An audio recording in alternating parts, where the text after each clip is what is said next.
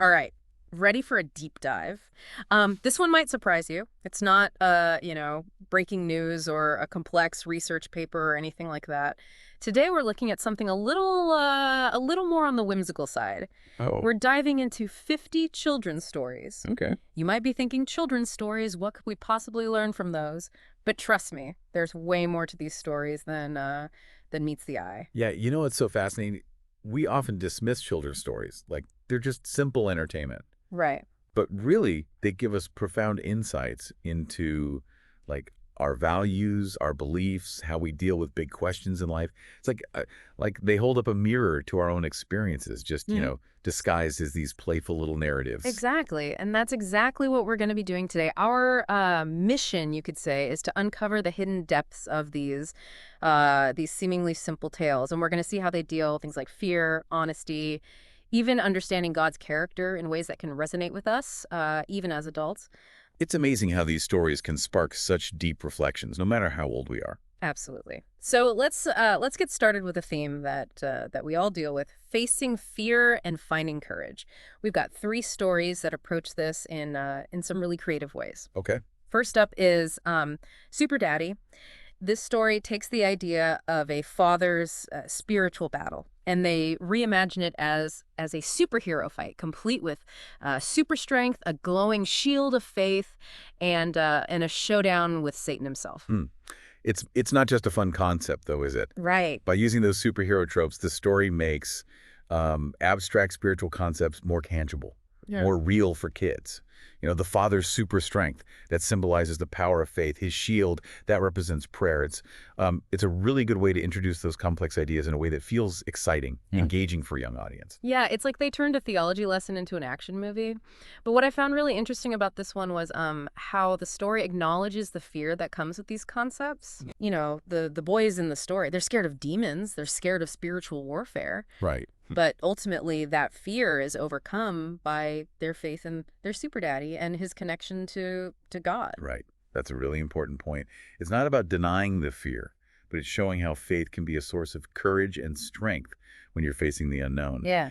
This story gives a model, you could say, for how children, and really all of us, can find comfort and resilience in our beliefs, even when things are scary. Okay, let's move on to a story with a twist. Two sharks. This one starts with a classic shipwreck scenario.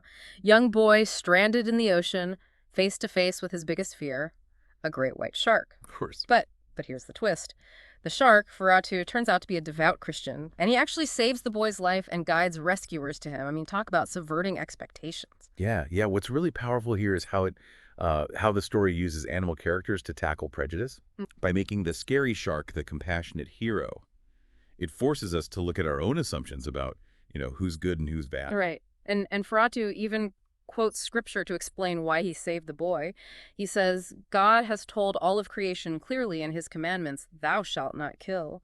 So even this fearsome predator is bound by this moral code that's rooted in faith. Exactly. It's suggesting that those moral principles aren't just human constructs. It's something woven into creation itself. It invites us to see that we're all interconnected, all living things, and to reconsider our judgments based on just appearances. Mhm. It's a really powerful message, especially for kids who are just learning, just figuring out how the world works. All right, last story in this theme, St. Paul. This one's about a girl, Belinda, and she's struggling with fear about going on a mission trip. And what's interesting here is that her fear isn't about, physical danger, but it's about leaving her comfort zone, Mhm. embracing the unknown. Right. It's tapping into a different type of courage, isn't it? The courage to step outside of our comfort zone Mm. and actually pursue something meaningful, even when it feels really scary. Right. And Belinda finds inspiration in the story of, the Apostle Paul, who faced persecution, but he was steadfast in his faith. It's it's a reminder that we can all find strength in the examples of those who came before us, and how faith can be such a powerful motivator for pushing past our fears. And the story really emphasizes seeking God's guidance and peace, especially when you're facing these big decisions. It's saying that prayer and reflection can help us find that clarity, that courage when we're feeling uncertain. Yeah, it's about aligning our actions with a deeper purpose Mm. and finding that inner strength that comes from trusting in something bigger than ourselves. So we've seen three very different approaches to facing fear and finding courage. Uh, Embracing faith as a source of strength, challenging our assumptions and prejudices, and seeking guidance when you're stepping outside of your comfort zone. It's pretty amazing how these children's stories offer such nuanced perspectives on something that we all deal with. Absolutely. And these stories remind us that courage, it's not the absence of fear, is it? Right. It's the ability to act even though you are afraid, Mhm. and to draw on your faith, your values, the examples of people who inspire us. Well said. Now let's shift gears a little bit and delve into another universal theme: honesty and integrity. We've got three stories that explore the complexities of making ethical choices, facing consequences, and finding redemption. Okay. First up is For Bad Imaginary Friend. This one tackles the very relatable experience of childhood lies. Right. What's fascinating with this one is how it personifies that temptation to lie, Right. as an imaginary friend called Duncan. Right. And this mischievous character, he encourages John, the main character, to lie, and even tries to cover up his dishonesty. It's a really clever way to show how that internal struggle with temptation can feel very real. Father reveals that he could see Duncan's magic dust all along, even though John thought it was invisible. Mhm. It's this gentle reminder that we can't hide our actions from God, and there's Yeah. there's always consequences, even if we think we got away with something. Right? Emphasizes accountability, Yeah. the importance of living with integrity, even when it's hard. Okay, ready for a classic with a twist. Our next story, Gidney and the Big Bad Wolf, is it's a fresh take on the Three Little Pigs, and it focuses on the consequences of relying on bad information, basically. I like how this story uses those familiar characters, and a humorous tone to talk about this really important issue, being careful about what we read and who we trust for information. Right. So Gidney, the first little pig, chooses to build his house with the help of his party-loving friends. And as you might imagine, their construction skills are not the best, and the house collapses as soon as the wolf arrives. Right. It's a lighthearted way to illustrate the importance of getting advice, wise counsel, Mm. especially when you're making big decisions.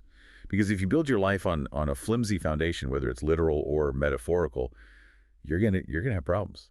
Right.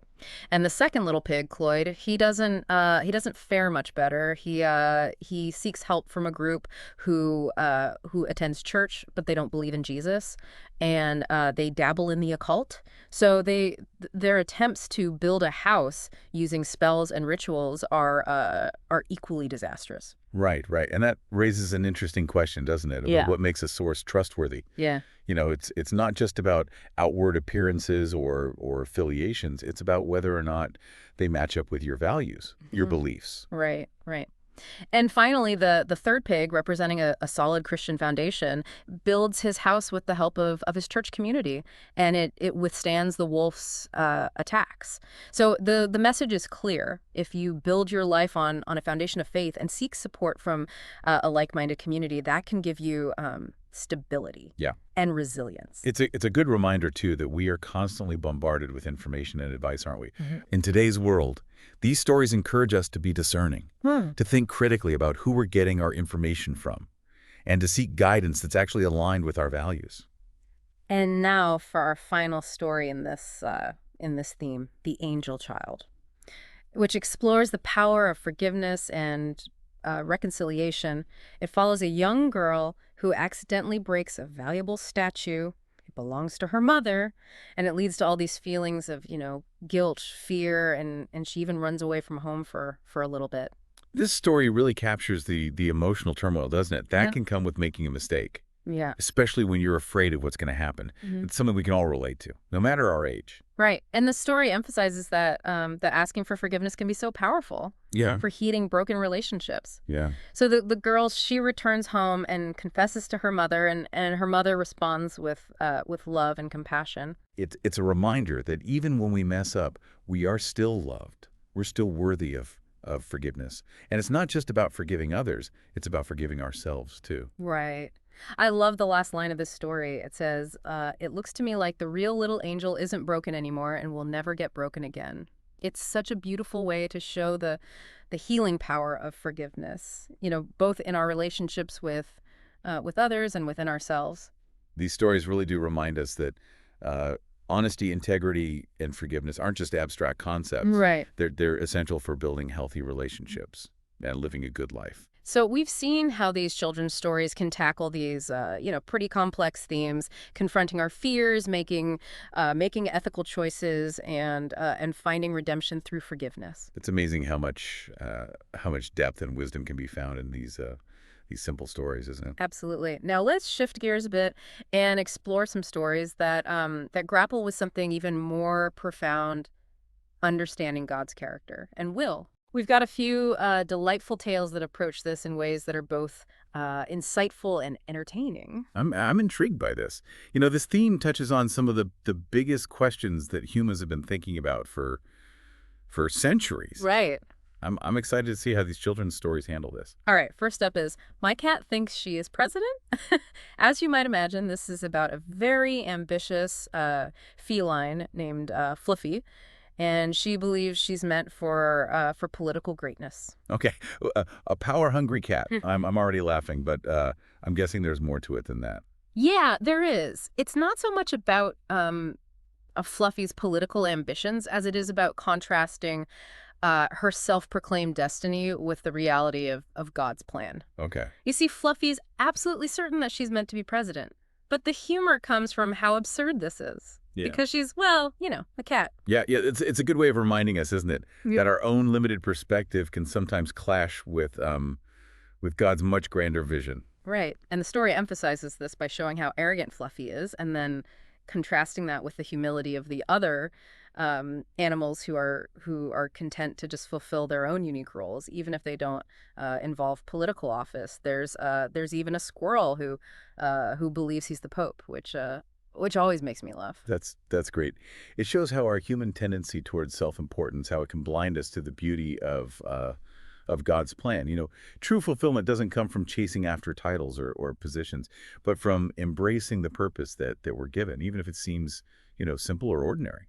Right, and there's even this really sweet moment in this one where Fluffy, despite her delusions of grandeur, encourages a young girl to recognize her unique gifts and talents. Hmm. So it's suggesting that even flawed characters like Fluffy can still point to truths about God's purpose for our lives. It's a good reminder that God can work through anyone, even a self-proclaimed president cat. Yeah. And his authority is not about crushing our individuality, but about helping us to express our gifts in a way that makes the world a better place. Right, well said.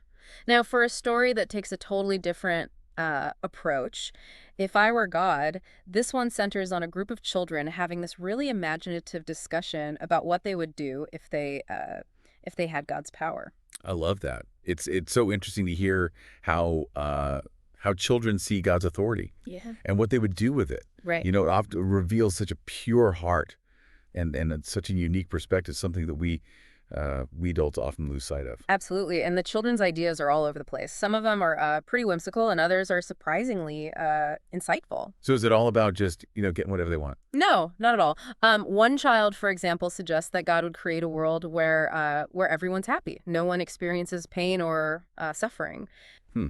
That's really beautiful. It shows that children just naturally long for a perfect world, a world without the difficult things that we adults have to deal with. Right. And another child, a boy named Stevie, says that if he was God, he wouldn't be bossy or demanding, but instead he would come down to earth as a human, just like Jesus did, to save lost people. Wow. That statement really gets to the core of the Christian message, doesn't it? Yeah. It shows that God's authority isn't about power or control, but it's about love Yeah. and sacrifice. He chooses to connect with us rather than dominate us, and he's Huh. willing to meet us in our brokenness and offer us a way back to him. Exactly. And this story, through the voices of these children, reminds us that God's authority isn't something to be afraid of, Yeah. but something to embrace as a source of love, Yeah. healing, and ultimately our true freedom. Okay. Are you ready for a story that deals with a topic that people often argue about? The secret formula. This one looks at the tension between faith and science, Hmm. and it uses a group of children who are getting ready for a science fair to do it. Yeah, this is a really fascinating look at how we search for truth, how we find meaning, Yeah. and it contrasts the scientific method of gathering evidence with the leap of faith that's so often a part of religious belief.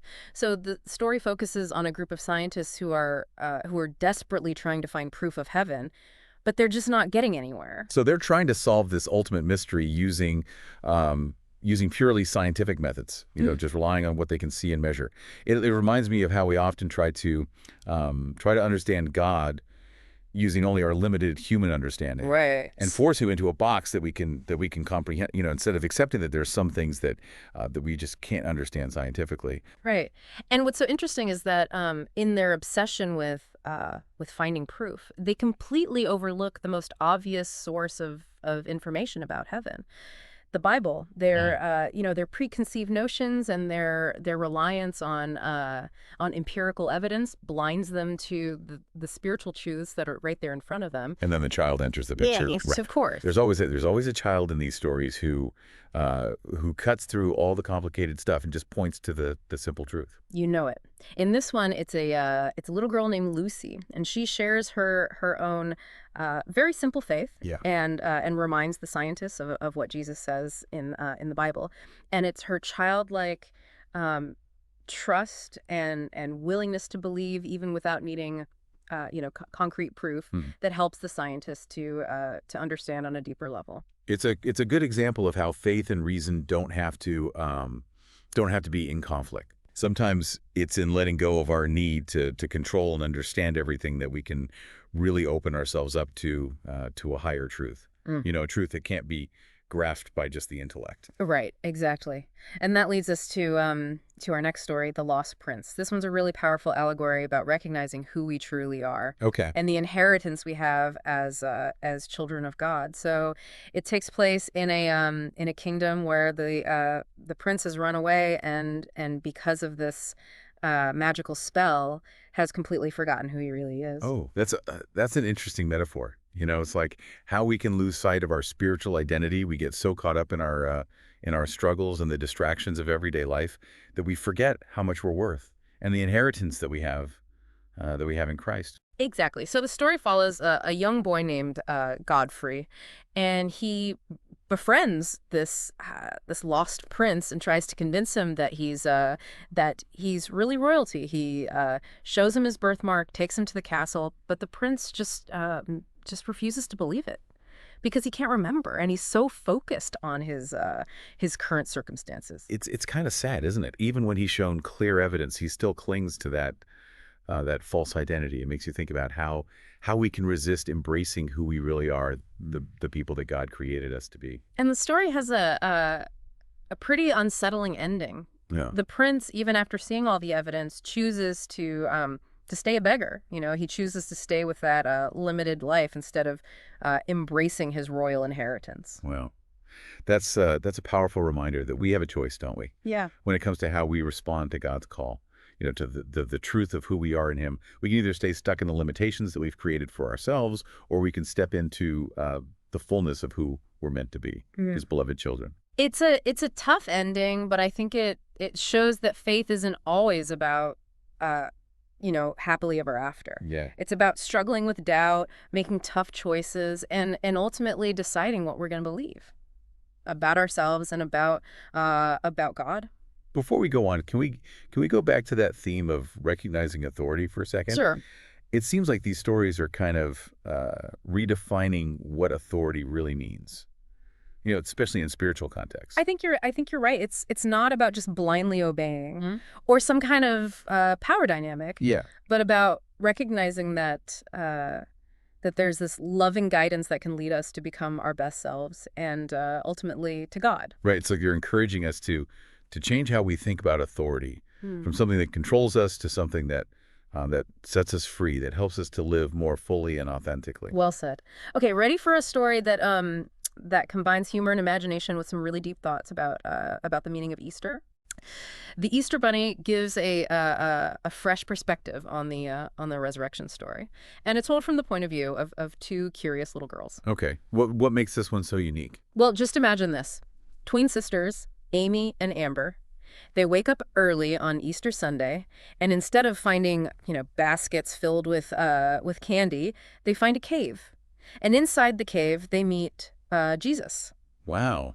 That's definitely not your typical Easter egg hunt. Neat. I like how these stories take those really important stories and reimagine them in ways that are fresh, engaging. Right. And what I really love is that Jesus isn't portrayed as, this distant or scary figure, but as this really kind, playful friend. He invites the girls to have a breakfast picnic with him and even lets them ride on his back. It shows how approachable he is, doesn't it? His genuine love for children. Yeah. And how much he enjoys just being with them.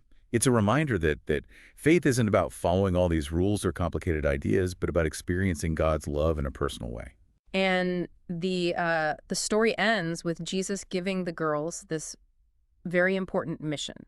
He tells them to go and tell everyone they know about his resurrection and the promise of eternal life. That's really powerful. Yeah. It shows that even kids can play a role in sharing the good news. Yeah. They're not just passively listening to what they're told. It reminds us that even the youngest among us can be strong witnesses for Christ. Yeah. By sharing the joy and hope that they've experienced in their own lives. Exactly. It's about recognizing that faith isn't something to keep to yourself, Right. but something to share with everyone. Yeah. It's about embracing that authority we've been given as followers of Christ to spread his message of love, hope, and redemption. These stories they're really making us rethink our ideas about faith, authority, and how even simple stories can communicate really important truths. Absolutely. They remind us that even the most ordinary moments of life can be full of meaning and purpose, and that God can use anything to reveal his love and guide us. Wow. These children's stories are full of surprises, huh? Who knew there was so much to think about in these stories we usually tell at bedtime? Right. It just goes to show sometimes the most profound lessons come in the simplest packages. So for this part of our deep dive, I thought we could maybe focus on a theme that's especially relevant to children, but also speaks to all of us, and that is recognizing and respecting authority. Oh, that's a good one. Learning about authority is a lifelong process, really. I'm curious to see how these stories handle it. Well, our first story, A Raven Named Marvin, it mixes reality and fantasy in a way that I thought was really interesting. It starts with these two girls, Hannah and Betty, and they're trying to help their friend Lorenzo, who's run away from home because of problems with his stepdad. So right away we're dealing with some real life stuff, huh? Family problems, tough emotions, and running away. Well, that shows how kids can feel powerless, right? Like they want to escape when they feel like they don't have any control. Exactly. But here's where the story gets interesting. The girls end up in this strange forest, and they meet talking animals and this magical raven named Marvin. It's like they've stepped into like a Narnia kind of world where the rules of reality are a bit different. I'm seeing a parallel here. In the real world, Lorenzo is running from authority, but in this fantasy forest, authority is something else entirely. Yeah. I wonder if the story is trying to show the difference between these two kinds of authority. That's a great point. And it turns out that this magical forest is a place where runaway kids can find safety. The animals protect them, and they're guided by a higher power. It's like even though these kids are running from something, they're not running alone. So authority in this story isn't about being punished or controlled, but about being protected, being cared for.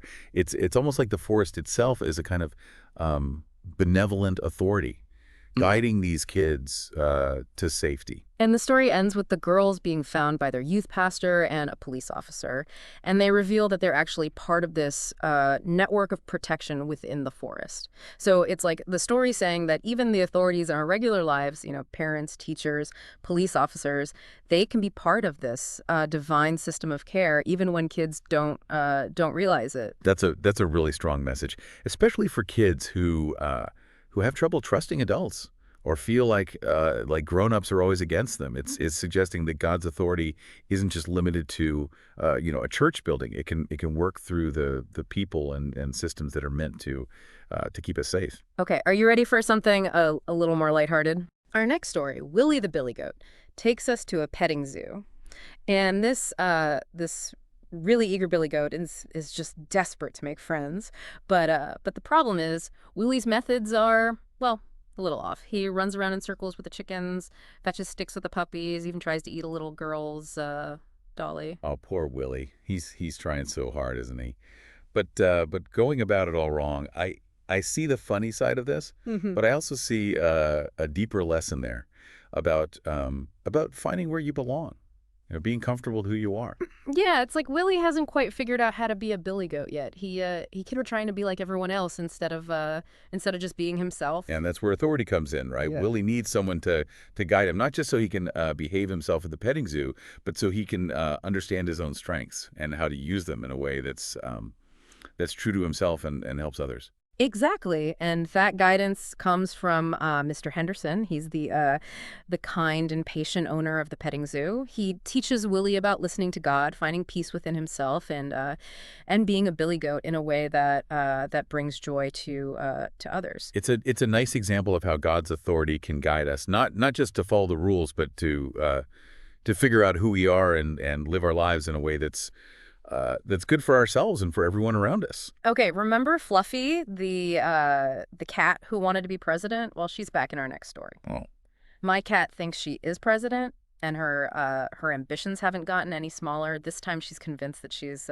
destined for the White House. oh, Fluffy.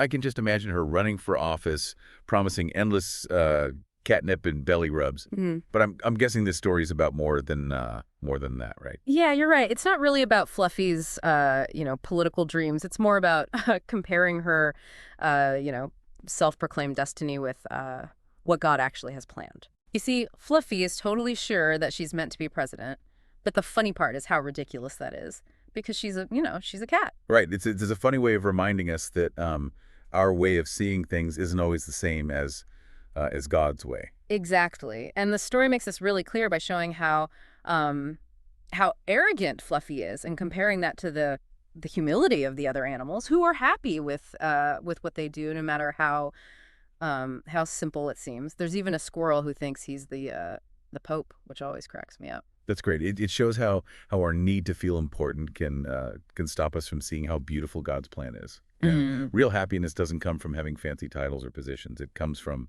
accepting the role we're given, even if it doesn't seem that glamorous. Mhm. And there's even this really sweet moment where Fluffy, even with all her crazy ideas about being president, actually encourages a little girl to recognize her own talents. It's saying that even flawed characters can still teach us something about God's plan for us. It's a good reminder that God can use anyone to do His work, even a cat who thinks she's president. Yeah. And His authority.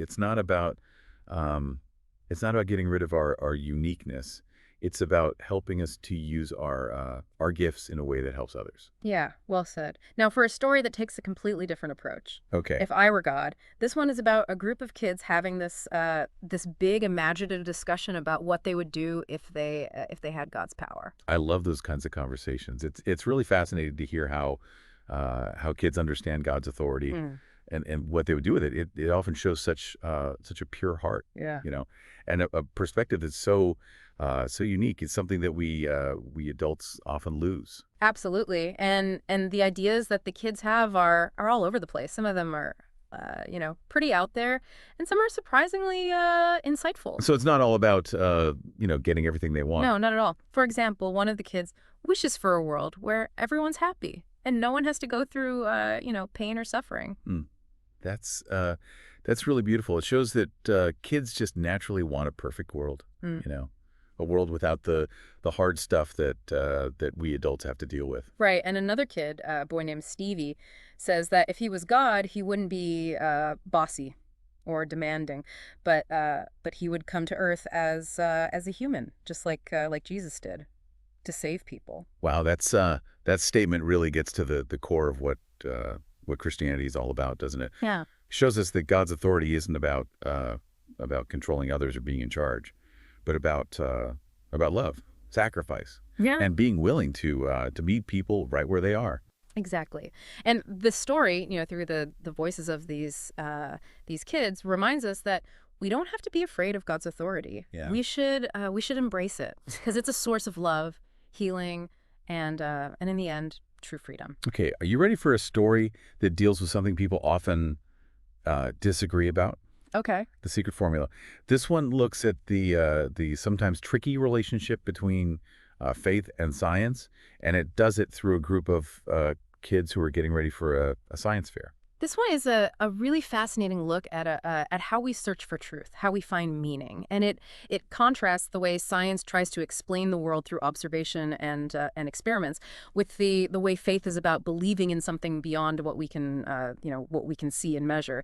So the story is about a group of scientists who are trying so hard to find proof of heaven, but they're just not getting anywhere. So they're approaching this huge mystery using only scientific methods, Yeah. relying on what they can see and measure. It reminds me of how we often try to make God fit into uh, our limited human understanding.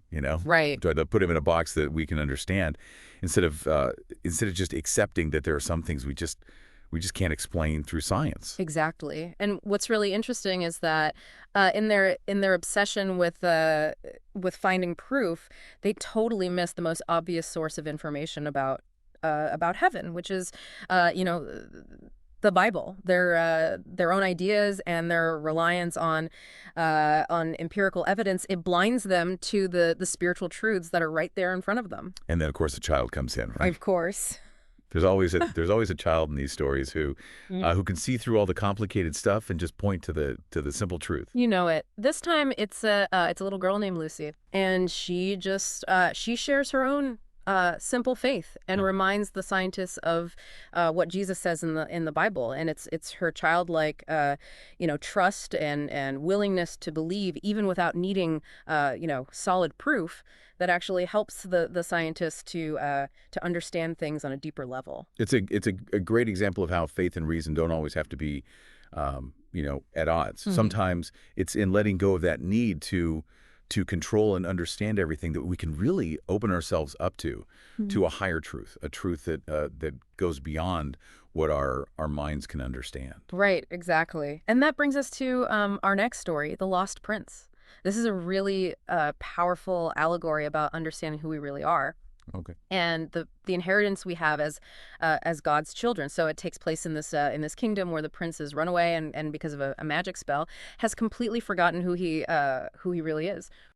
That's an interesting metaphor, isn't it? It's like how we can forget about our spiritual identity. We get so caught up in the struggles and distractions of life that we forget our own worth Yeah. and the amazing inheritance we have in Christ. Exactly. So the story follows this young boy named Godfrey, and he becomes friends with this lost prince, and he tries to convince him that he's actually royalty. He shows him his birthmark, takes him to the castle, but the prince just won't believe it because he can't remember, and he's so focused on his on how he's living right now. It's almost sad, even when he's given clear evidence, he hangs on to that false identity. It makes you think about how we can be so resistant to accepting who we really are, Mhm. the people that God made us to be. And the story has a pretty unsettling ending. The prince, even after all the evidence, he chooses to stay a beggar. He'd rather stay in that limited, poor existence than accept his royal inheritance. Wow. That's a really powerful reminder that we have a choice to make, don't we? We do. And how we answer God's call to the truth of who we are in him. We Yeah. can either stay stuck in those limitations that we've created for ourselves, or we could step into the fullness of what we were meant to be as beloved children. It's a tough ending, but I think it shows that faith isn't always about happily ever after. Yeah. It's about wrestling with, those doubts, making difficult choices, and in the end, deciding what we're going to believe about, ourselves and about God. Before we move on, can we go back to that idea of recognizing authority again? Sure. I'm noticing that these stories seem to be kind of changing what authority really means, Hmm. especially when it comes to faith. I think you're onto something. It's not about, um, you know, blind obedience or, a power struggle.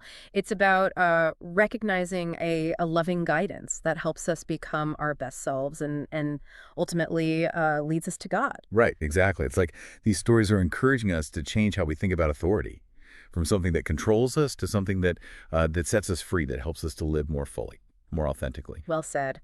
Okay, are you ready for a story that has humor, imagination, and some really deep reflections on the meaning of Easter? I am. What is it? The Easter Bunny. It offers a new perspective on the resurrection story, told from the point of view of two little girls. Okay. What makes this one so unique? Okay, picture this: twin sisters, Amy and Amber. They wake up really early on Easter Sunday, and instead of finding baskets filled with candy, they find a cave, and inside the cave they meet Jesus. Wow, that's definitely not your typical Easter egg Yeah. hunt. I really like how these stories can take these really important stories and reimagine them in a way that's new and engaging. And what I think is really nice is that Jesus isn't shown as, some kind of distant or scary figure. He's more like this really kind and playful friend. He invites the girls to have a breakfast picnic with him and even lets them ride on his back. It really shows how approachable he is, doesn't it? His genuine love for children, and how much he enjoys just spending time with them. It reminds us that faith isn't about following a bunch of strict rules or complicated ideas, but it's about experiencing God's love personally. And the story ends with Jesus giving the girls a really important mission Hmm. to go and tell everyone they know about his resurrection and the promise of eternal life. That's pretty powerful. It is. It shows that even kids can be a part of sharing the good news. Yeah. Right? They're not just sitting there and passively taking in information. It reminds us that even the youngest among us can be powerful witnesses for Christ, Yeah. just by sharing the joy and hope that they have in their own lives. Exactly. It's about understanding that faith isn't something you keep to yourself, Right. but something to share with the world. It's about accepting the authority we have as followers of Christ to spread his message of love, hope, and redemption. These stories are really making us rethink our ideas about faith, about authority, and about how even simple stories can teach us really important truths. They really are. They remind us that even the most everyday moments can be full of meaning and purpose, Yeah. and that God can use anything to show us His love and guide us. So we've journeyed through these tales of courage, honesty, and even explored how God's authority works. But for this last part of our deep dive, I thought we could focus on something that's really at the core of faith: wrestling with doubt, seeking meaning, and figuring out how belief works. Yeah, that's a great way to wrap things up. Those are things that we all struggle with, no matter how old we are Yeah. or what we believe. I'm really interested to see how these children's stories handle these complicated and sometimes challenging topics. Oh, our first story, Nobody Asked the Donkey. It gives us this really unique perspective on trusting God's faithfulness, even when we don't have all the answers. It takes place during the Exodus, which is one of those big dramatic events in the Bible. And the main character is get this, a donkey named Sydney. A donkey in the Exodus. Okay, I'm listening. What's so special about this Sydney? Well, even though he's carrying all this stuff for the Israelites, Sydney's just like super optimistic. Hmm. It's like he understands on a deeper level that God's working things out, even when everything seems, chaotic, Yeah. uncertain.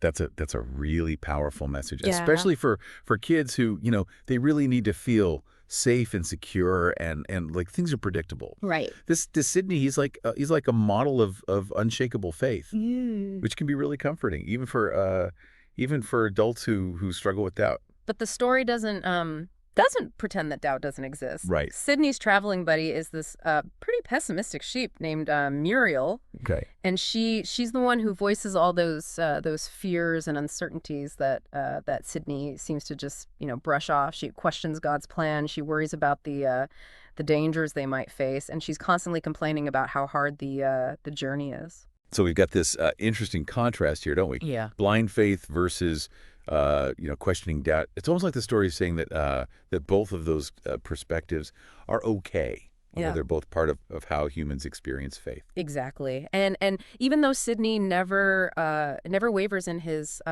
trust, the story doesn't say that Muriel's doubts are, wrong or stupid. It's more about recognizing that doubt can exist alongside faith, and sometimes it's by struggling with our doubts that our faith actually gets stronger. It's like that saying, the opposite of faith isn't doubt. It's indifference. Muriel, even though she's complaining, she's still trying to understand. Yeah. And in the end, the story culminates with that amazing parting of the Red Sea. As proof of God's power and faithfulness. Even Muriel has to admit that it's pretty amazing. Right. It's clear that God intervened. It's a good reminder that sometimes, even when we're full of doubt, God shows up in ways that we can't ignore. Now, talking about those big questions, our next story, If I Were God, it takes a more imaginative approach. It lets kids pretend to be God in a way, and think about how they would deal with the challenges of creation and saving people. I really like this story because it shows us how kids see God Mm. and how they understand his power and his role in the world. And the kids come up with all sorts of ideas. Some of them are pretty funny, and some of them are surprisingly deep. So what kind of divine ideas do they have? Do they want unlimited candy and no more bedtime? Well, of course they want those things, but they also have some deeper desires. Like one child wishes for a world where everyone's happy and no one has to feel pain or suffering. A world without all those hard parts of life that we have to deal with as we get older. That's really touching. It shows how innocent kids are and how much they believe in the possibility of a perfect world. It speaks to their empathy Mhm. and their desire for everyone to be happy and well. And another child, a boy named Stevie, he says if he was God, he wouldn't be bossy or demanding. Instead, he would come to Earth as a human, just like Jesus, to save people. Wow, that's a really deep thought, especially coming from a child. It Yeah. shows us that true power isn't about bossing people around or being in charge. It's about love, Yeah. sacrifice, and being willing to meet people where they're at. It really does get to the heart of what Christianity is all about. God's authority isn't about forcing his will on people. It's about giving them a way back to him through love and grace.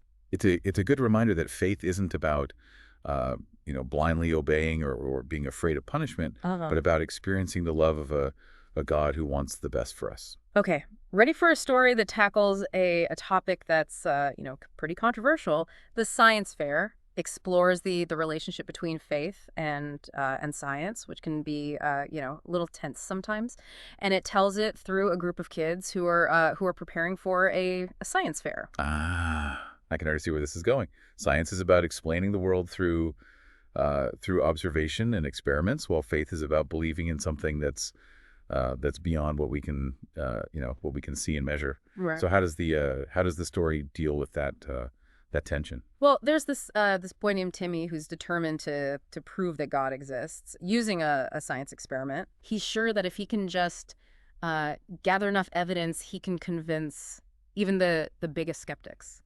That's a pretty ambitious goal for a science fair project. Yeah. I like his enthusiasm, but I have a feeling things might not go exactly as he planned. You're right. Timmy's experiment involves trying to capture God's breath in a jar, and well, it's not very successful. I love that the story doesn't take itself too seriously. It's a nice reminder that sometimes our attempts to understand God using our limited human methods, they're just not going to work. Exactly. And Timmy's friends, even though they were skeptical at first, they come to understand that faith isn't about, finding scientific proof. It's about choosing to believe in something bigger than ourselves, something that goes beyond what we can understand with our minds. It's a beautiful message, isn't it? It encourages us to appreciate both the wonders of science and the mystery of faith. It suggests that they can both exist together, each one giving us a different way of looking at the world and our place in it.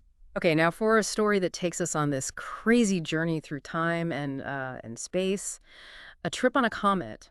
This one explores the importance of the Sabbath, but it does it in a way that's anything but ordinary.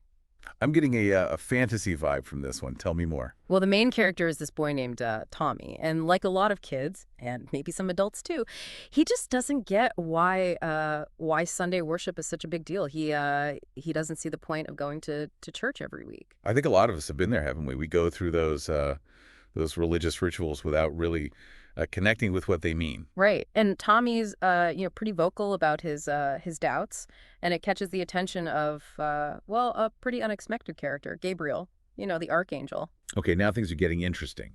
What does an archangel have to do with a boy who doesn't want to go to church? Well, Gabriel decides to take Tommy on a whirlwind tour of time and space on a comet. Wow, talk about a hands-on learning experience. Where do they go on this cosmic adventure? They see the creation of the world. They see Jesus being crucified. They experience the power of God's grace firsthand. It's an amazing journey that shows Tommy how big God's work is throughout history and the importance of things like the resurrection. It's a really powerful way to show why the Sabbath is important.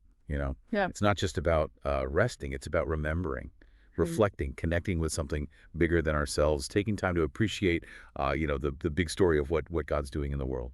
Exactly. And the story doesn't shy away from the tough stuff about faith. Tommy sees the pain of the crucifixion. He struggles to understand God's plan. But in the end, he realizes that faith isn't about having all the answers. It's about choosing to trust, even when things don't make sense. It's about accepting the mystery, Yeah. knowing that we're part of something much bigger than ourselves. Now, for a story that's both, really funny and makes you think, let's talk about a swear word in heaven. This one looks at, the power of words and how they can either pollute things or make them pure. Hmm. I'm intrigued. How does a children's story deal with something like that? Well, the story imagines that a swear word somehow ends up in heaven, and it causes all sorts of trouble. It's described as this clumsy, awkward creature that leaves a trail of green, smelly footprints everywhere it goes. What a great way to show what negative words can do. Right. It's like a visual representation of how our words can pollute our thoughts and our relationships. Yeah. And of course, Jesus runs into this swear word, and instead of yelling at it or anything, he transforms it into a praise word. That's beautiful. It shows how powerful God's grace is. His ability to take even the worst, most offensive parts of our lives and redeem them. It really does, and it reminds us to be careful about the words we choose, because our words can be used to build people up rather than tearing them down. Okay, for our last story, let's look at one that deals with a temptation that's been around forever. Hmm. Idolatry. Smudge and Snuggles find a statue. Yeah. This is a really cute story that teaches us about how to tell the difference between true worship and misplaced faith. This one's about these two adorable little chipmunks. They find a statue in the forest, and they think it's a god, so they try to worship it. They mean well, but it just leaves them feeling empty and confused. I think we've all done that in some way, haven't we? We put our hope and our dreams into things that just can't they can't satisfy us, whether it's possessions or status or even certain ideas. Right. And what's interesting is that Smudge and Snuggles realize that they don't feel that same peace and joy that they get when they worship Jesus at church. It's a good reminder that true happiness comes from having a relationship with God. Simple stories. It's been quite a journey. These stories have reminded us that faith isn't just a set of beliefs. It's a living, breathing relationship. It's about wrestling with doubts, searching for meaning, and in the end, choosing to trust in something bigger than ourselves. And they've shown us that we can find these deep truths in the most unexpected places, even in children's books. So as you go about your day, I encourage you to pay attention to the stories all around you. You never know what hidden depths they might have or what insights they might spark. Until next time, keep exploring, keep asking questions, and keep finding the extraordinary in the ordinary. You can download the book for free from our website.